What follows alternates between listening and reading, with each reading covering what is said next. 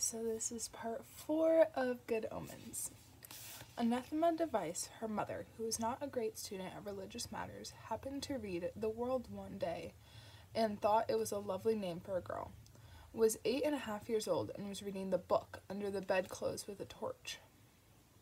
Other children learned to read on basic primers with colored pictures of apples, balls, cockroaches, and so forth. Not the Device family. Anathema had learned to read from the book. It didn't have any apples and balls in it. It did have a rather good 18th century woodcut of Agnes Nutter being burned at the stake and looking rather cheerful about it. The first word she could recognize was nice. Very few people at the age of 8.5 knew what nice. Know that nice also means scrupulously exact, but Anathema was one of them. The second word was accurate. The first sentence she ever read out loud was, I tell ye this, and I charge ye with my words. 4 shall ride, and 4 shall also ride, and 3 shall ride the sky as twixt, and 1 shall ride in flames, and there shall be no stopping them, not fish, nor rain, nor road, nor neither devil nor angel. And ye shall be there also, Anathema. Anathema liked to read about herself. There were books which caring parents who read the right Sunday papers could purchase with their children's names printed in as the heroine or hero. This was meant to interest the child in the book. In Anathema's case, it wasn't only her in the book, and it had been spot on so far, but her parents and her grandparents and everyone back to the 17th century. She was too young and too self-centered at this point to attach any importance to the fact that there was no mention made of her children, or indeed any events in her future further away than 11 years' time. When you're 8.5, 11 years is a lifetime, and of course, if you believe the book, it would be. She was a bright child with a pale face and black eyes and hair.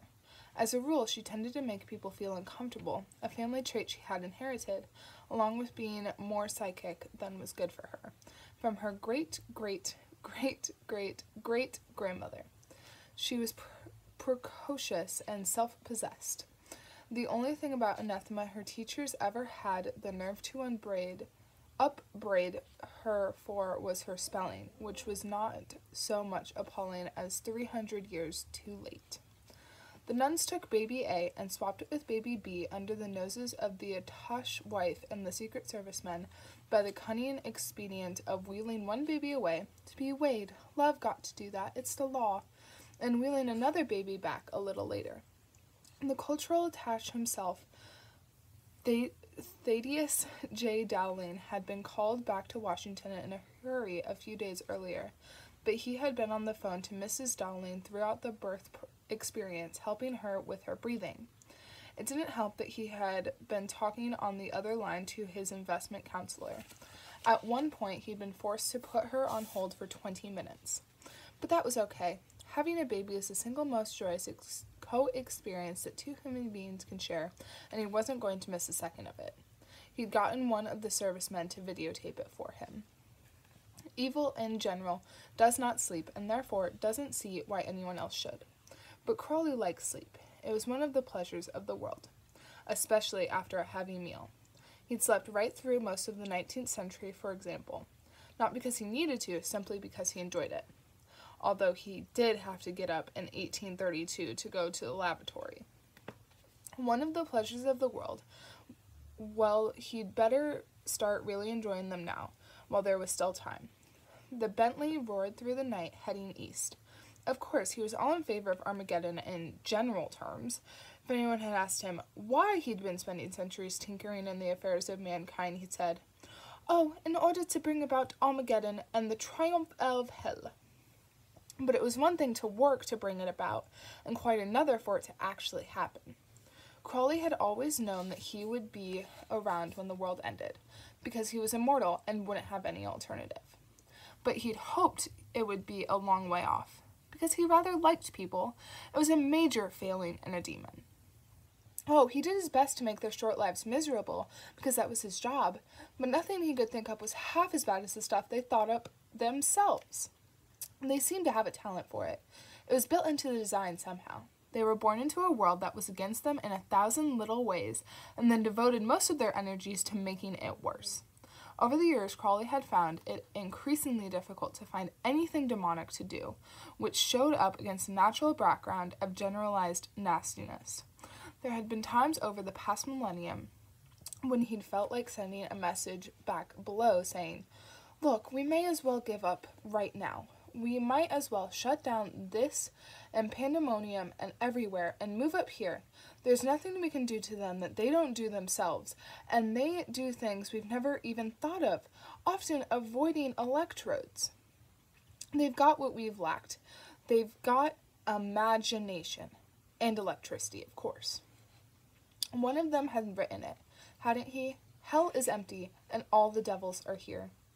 Crowley had gotten accommodation for the Spanish Inquisition. He had been in Spain then, mainly hanging around cantinas in the nicer parts, and hadn't even known about it until the accommodation arrived. He'd gone to have a look, and had come back and got drunk for a week. And that Hieronymus Bosch, what a weirdo. And just when you'd think they were more malignant than ever hell could be, they could occasionally show more grace than heaven ever dreamed of. Often the same individual was involved. It was this free will thing, of course. It was a bugger. Aziraphale had tried to explain it to him once. The whole point, he said, this was somewhere around 10-20 when they'd first reached their little arrangement. The whole point was that when a human was good or bad, it was because they wanted to be, whereas people like Crowley, and of course himself, were set in their ways right from the start. People couldn't become truly holy, he said, unless they also had the opportunity to be definitely wicked. Crowley had thought about this for some time, and around about 1023, he said, "Hang on, that only works, right, if you start everyone off equal, okay? You can't start someone off in a muddy shack in the middle of a war zone and expect them to do as well as someone born in a castle." "Ah," Aziraphale said, "that's the good bit. The lower you start, the more opportunities you have." Crowley had said, "That's lunatic." "No," Aziraphale said, "it's ineffable." Aziraphale, the enemy, of course, but an enemy for 6,000 years now, which made him a sort of friend. Crowley reached down and picked up the car phone. Being a demon, of course, was supposed to mean you had no free will, but you couldn't hang around humans for very long without learning a thing or two.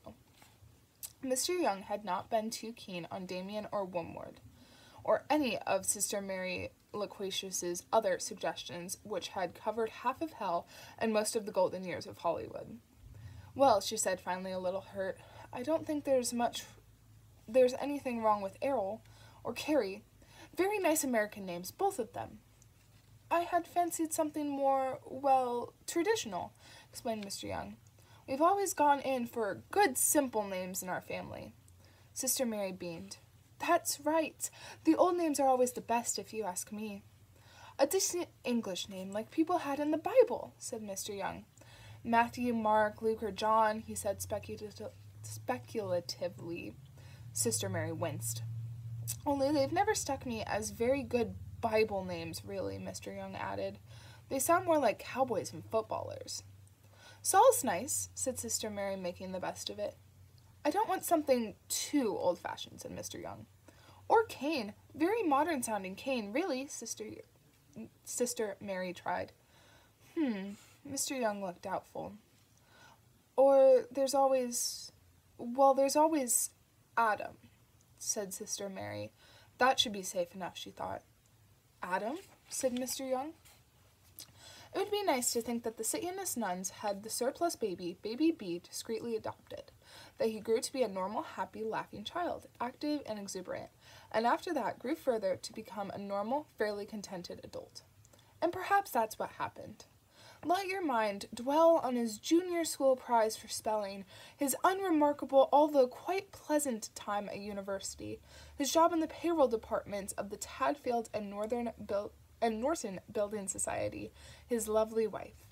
Possibly you would like to imagine some children, and a hobby, restoring vintage motorcycles perhaps, or breeding tropical fish. You don't want to know what could have happened to Baby B. We like your version better anyway. He probably wins prizes for his tropical fish. In a small house in Dorking, Surrey, a light was on in a bedroom window. Newton Pulsifer was 12 and thin and bespectacled, and he should have been in bed hours ago.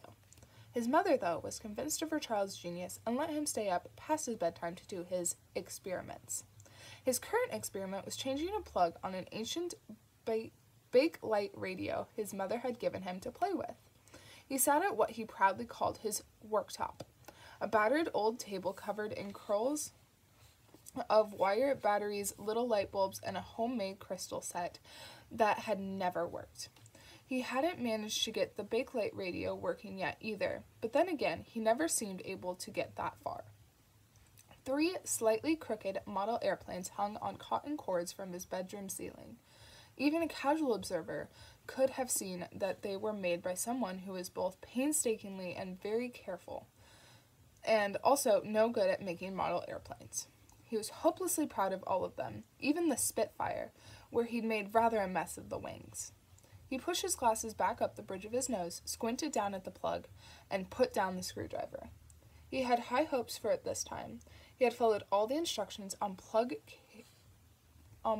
changing on page 5 of the boy's own book of practical electronics, including 101 safe and educational things to do with electricity. He had attached the correct color-coded wires to the correct pins. He checked that it was the right amperage fuse. He had screwed it all back together. So far, no problems. He plugged it into the socket. Then he switched the socket on. Every light in the house went out. Newton beamed with pride. He was getting better. Last time he'd done it, he'd blocked out the whole of Dorking, and a man from the electric had come over and had a word with his mum. He had a burning and totally unrequited passion for things electrical. They had a computer at school, and half a dozen studious children stayed on after school doing things with punched cards. When the teacher in charge of the computer had finally acceded to Newton's pleas to be allowed to join them, Newton had only ever got to feed one little card into the machine. It had chewed it up and choked fatally on it. Newton was certain that the future was in computers, and when the future arrived, he'd be ready, in the forefront of the new technology. The future had its own ideas. It was all in the book. Atom, thought Mr. Young. He tried saying it to see how it sounded. Atom. He stared down at the golden curls of the adversary, destroyer of kings, angel of the bottomless pit, great beast that is called dragon, prince of this world, father of lies, spawn of Satan, and lord of darkness. You know, he concluded after a while, I think he actually looks like an atom. It had not been a dark and stormy night. The dark and stormy night occurred 2 days later, about 4 hours after both Mrs. Dowling and Mrs. Young and their respective babies had left the building. It was a particularly dark and stormy night, and just after midnight, as the storm reached its height, a bolt of lightning struck the convent of the Chattering Order, setting fire to the roof of the vestry. No one was badly hurt in the fire, but it went on for some hours, doing a fair amount of damage in the process. The instigator of the fire lurked in a nearby hilltop and watched the blaze. He was tall, thin, and a Duke of Hell. It was the last thing that needed to be done before his return to the nether regions, and he had done it. He could safely leave the rest to Crawley. Hoster went home.